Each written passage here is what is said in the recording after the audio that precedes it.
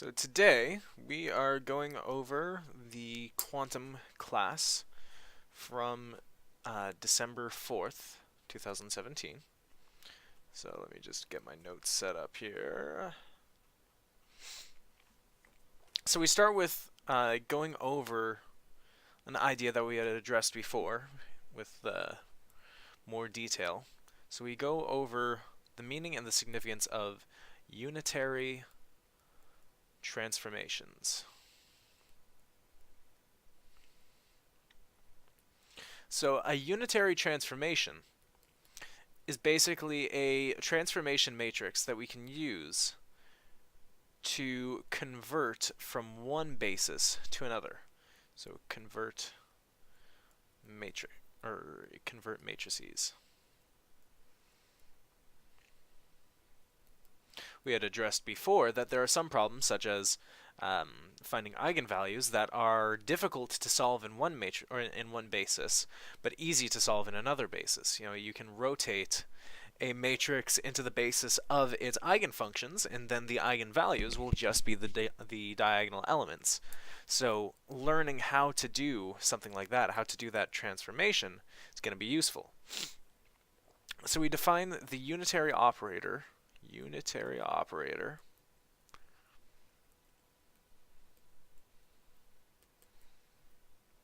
U hat.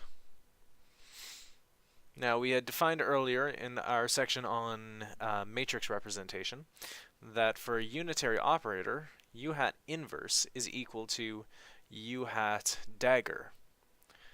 So this definition is basically an if and only if. Unitary operators are defined by this, and if you have something where the inverse of the operator is equal to its adjoint, then it is inherently a unitary operator. So we have some rules here. So we have transforming a wave function, or similarly transforming a vector.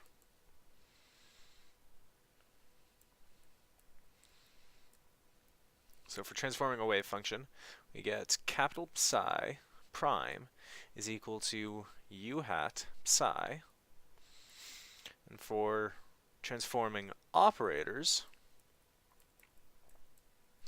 we have A hat prime is equal to U hat A hat U hat prime. So the crucial property of unitary transformations, and the reason why we care about them, is the fact that under a unitary transformation, all measurable quantities, therefore, things like momentum, position, everything like that, stay the same. So we're translating it to a basis that's easier to work with, but we're not changing any inherent property of the function. So first off, we prove a few prove a few properties.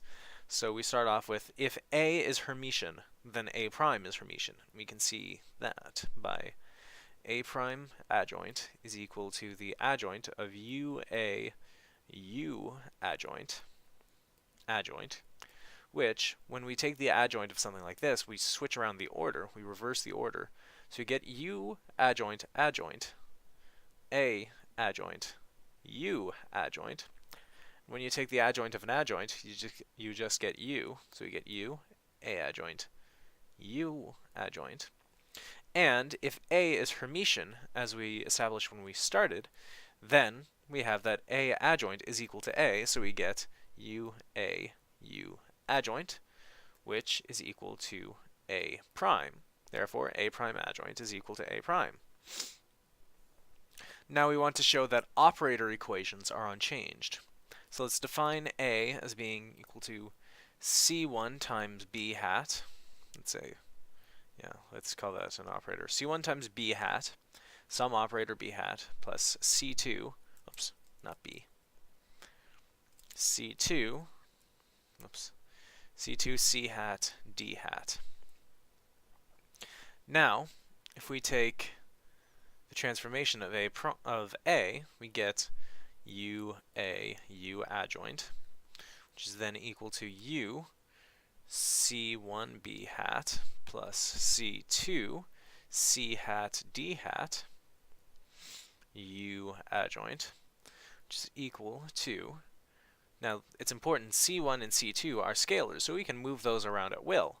So we get C1 U B hat plus C2 U, whoops, U C hat D hat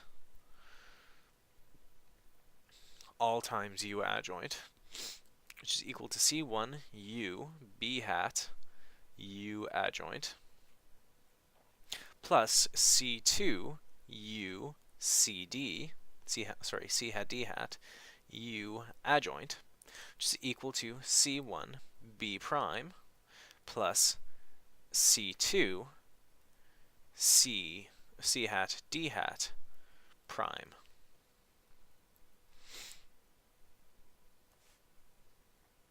Next, we show that the commutator remains unchanged under unitary transformation.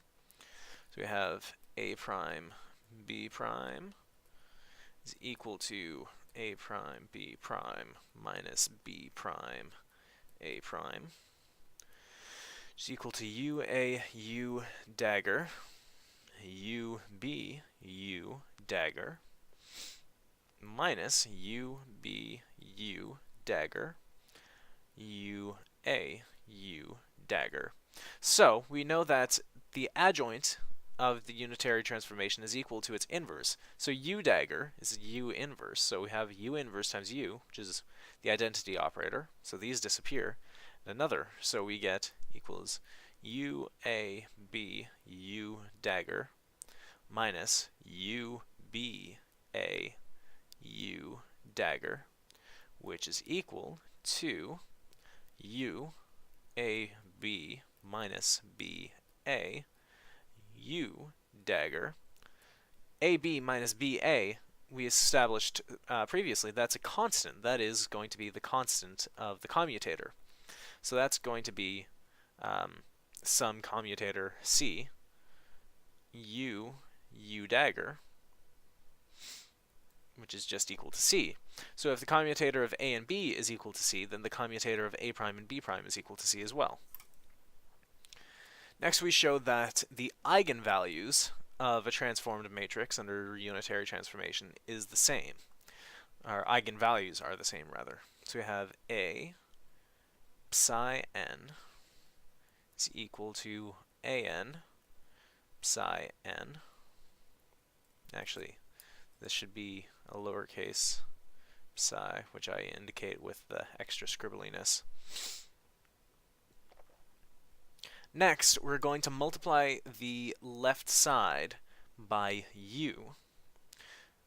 Or rather, we're going to, we want to multiply both sides by u.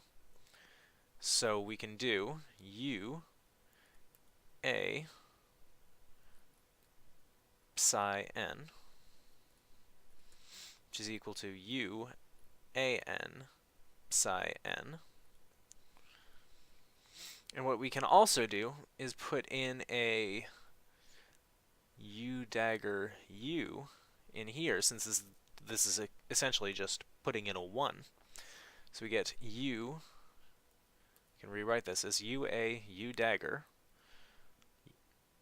u psi n,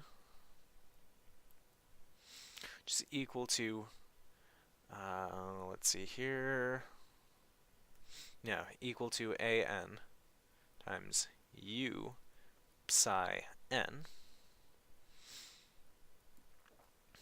which is a prime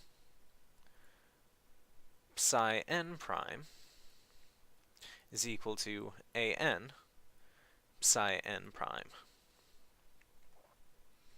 So the eigenvalue an stays the same.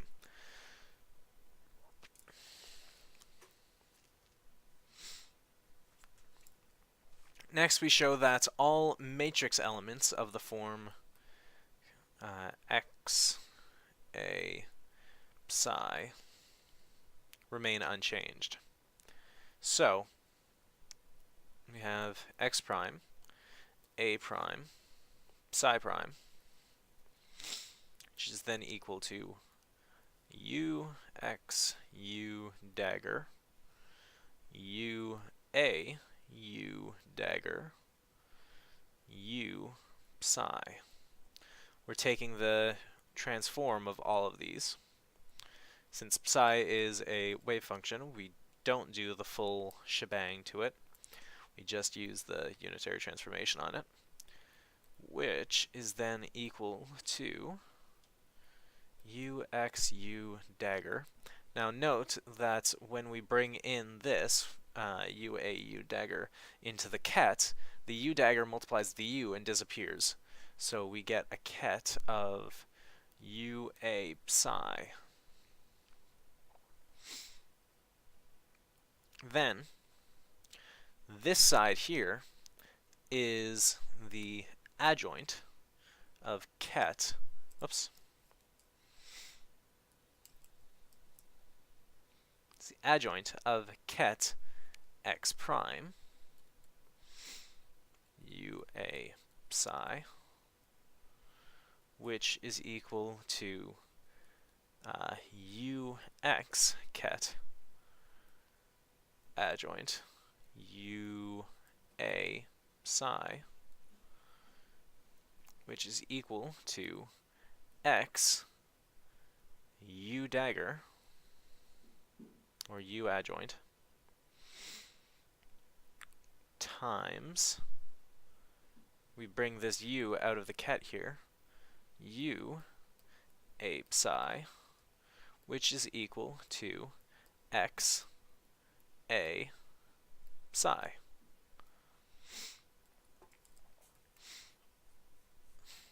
So now we see that all those properties remain constant under a unitary transformation. So finally, we look at the time evolution operator. So the time evolution operator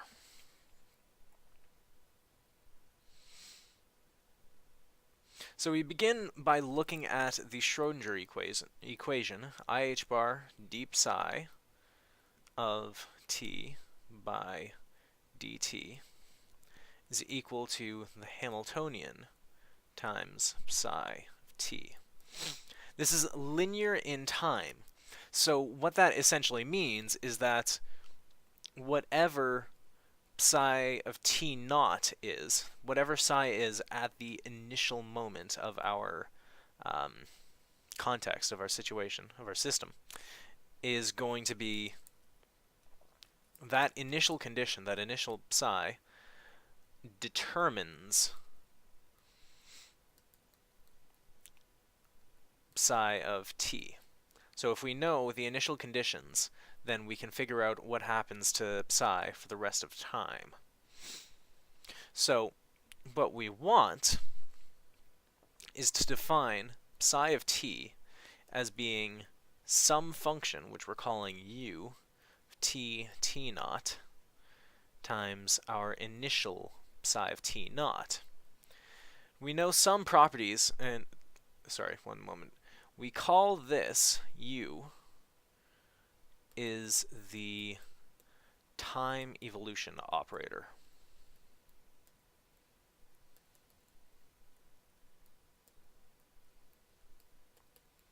U hat is the time evolution operator, meaning that that operator lets us get from the initial conditions to any future point in time for our wave function. So we know some important properties about u. First off, we know that u of t naught has to equal the identity operator.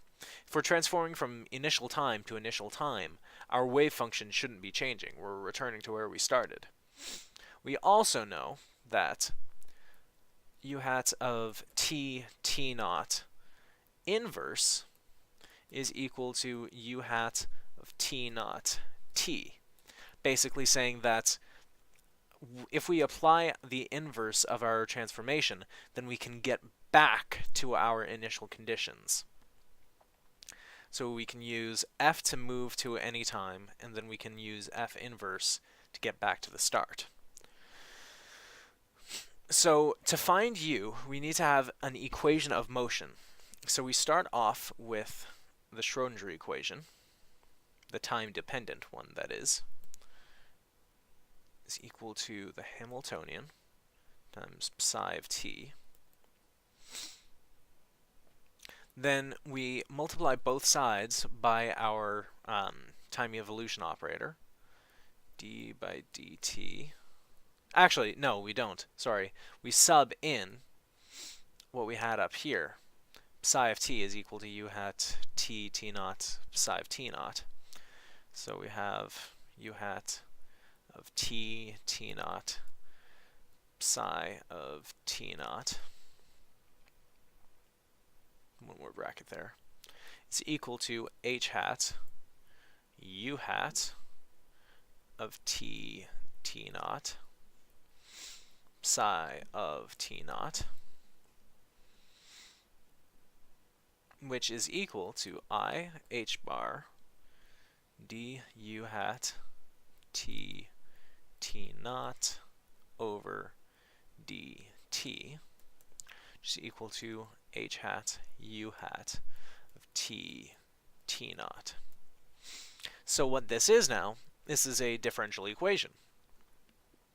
So we can solve the differential equation, getting u hat t t naught is equal to e to the negative I h hat t minus t naught over h bar. Now, having this operator up in the exponential makes things a little bit strange, but we can use an identity. E to the x is equal to the sum over I of 1 over I factorial times x to the power of I. So, in this case, our x is this up here.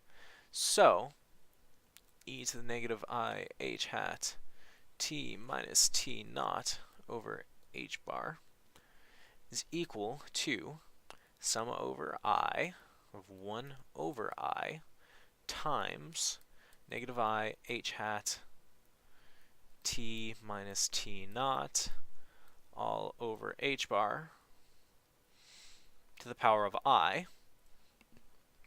And it's much easier now. We can see that this, our u hat, is basically a power series. It's an infinite sum.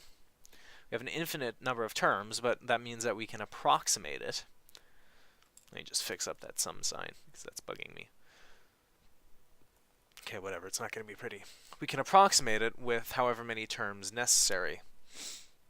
But we also know that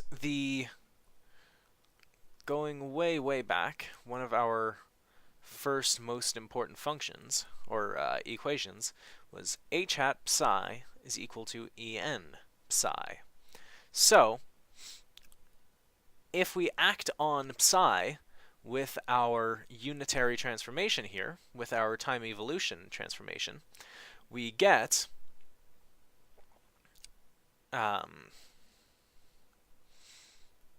let's see here, u hat psi is equal to e to the negative I en t minus t naught over h bar psi.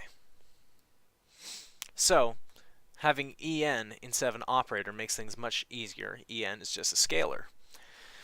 So, we finally get that our wave function at any point in time is equal to a sum, an infinite sum, but a sum over Cn, our weighting constant, our probability constant, of e to the negative I en t minus t naught over h bar times whatever our eigenfunction of the state is. So finally, we can describe the Hamiltonian as the generator of time translation. we can describe the momentum as the generator of not position, generator of space translation. And that is today's lecture.